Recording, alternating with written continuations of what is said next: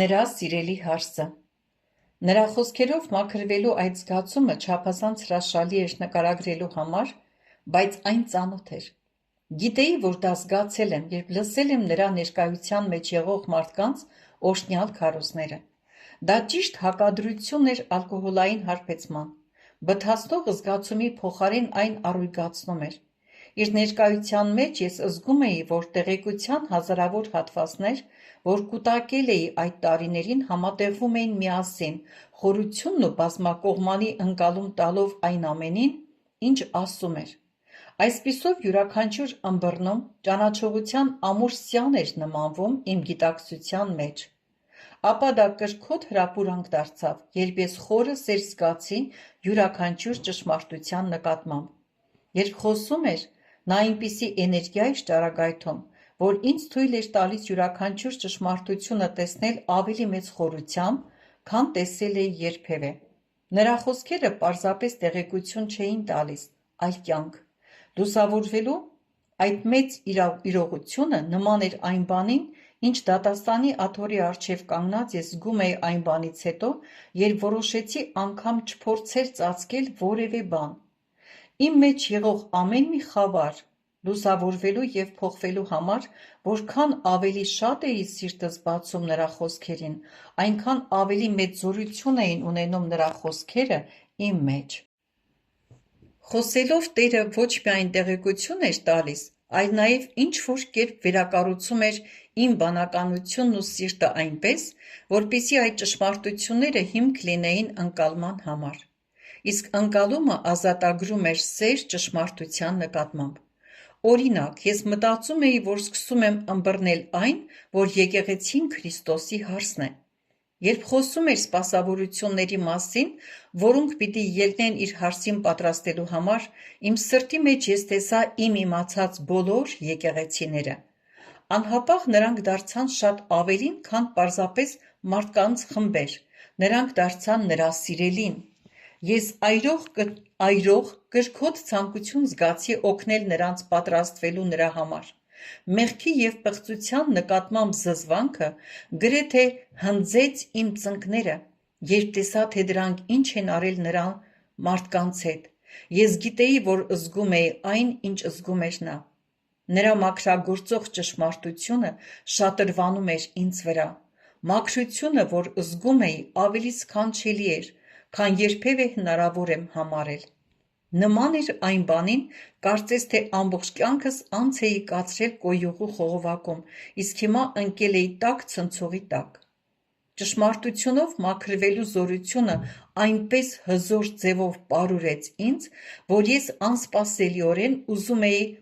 այն ինձ հետ բերել, որպեսզի կիսեմ իր մարդկանց հետ։ Իմ ժողովրդին մաքրելու համար ես կարձակեմ ճշմարտությունով օծության զորությունը, շարունակեց իմաստությունը։ Իմ հարսը մաքրված կլինի ամեն անմաքրությունից։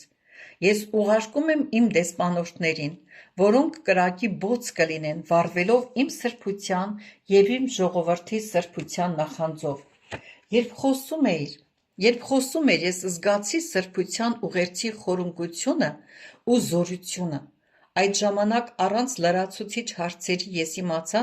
որ ճշմարտության զորությունը կլցնի դա։ Տեսիլքը սքանչելի հարսի, որին նա այնպես արժանի է, վառվում էր իմ սրտում։ Ես անզուսպ կերպով ուզում էի այդ մասին կիսվել նրա մարդկանց հետ, որպեսզի նրանք լիովին կենտրոնացած լինեին իրենց համար պատրաստվելու վրա։ Ես պարզապես չէի կարողանում պատկերացնել, որ կրկին կզբաղվեմ այդ նպատակին չծառայող որևէ բանով։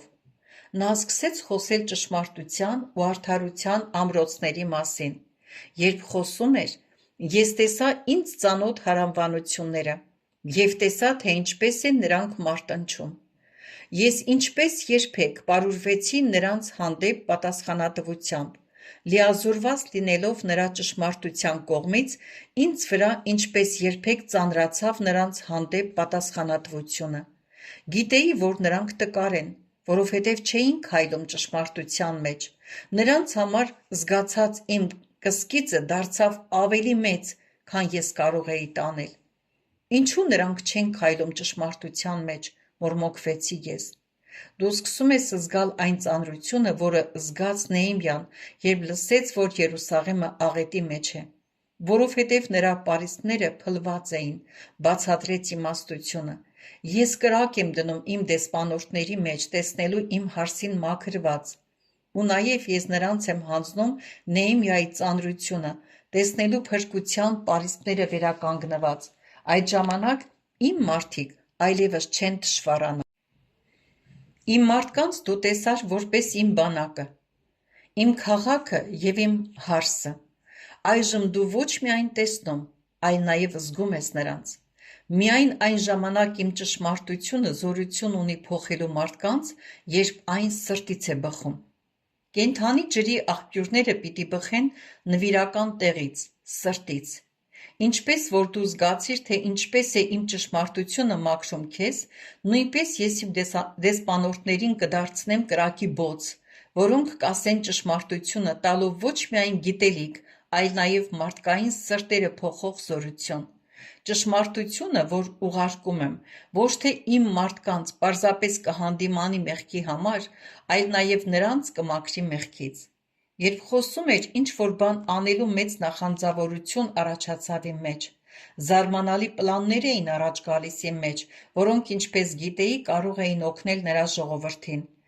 Ես չէի կարողանում համբերել մինչև սկսելը։ Հիմա հավատում էի, որ նույնիսկ ամենաչոր ոսկորները պիտի դառնան չափազանց մեծ բանակ։ Իմաստության ներկայության մեջ անհնարին չէր թվում ոչինչ։ Ես ոչ մի դժվարություն չունեի հավատալու, որ նրա եկեղեցին կդառնա անբիծ ու անարատ հարս, կամ նրա եկեղեցին կդառնա մեծափառ քաղաք, ճշմարտության ամրոցի նման, որպես տեսարան կանգնած ամբողջ աշխարհի առջև։ Չէի կասկածում, որ նրա մարդիկ թե հիմա այնքան թույլ ու պարտված, ինչպես որ երևում էին, կկազմեն ճշմարտության բանակ, որի առջև չի կարող կանգնել խավարի ոչ մի ուժ։ Ճշմարտության զորությունը զգալով ինչպես երբեք, ես գիտեի, որ նրա զորությունը անհամեմատ ավելի մեծ է, քան խավարի զորությունը։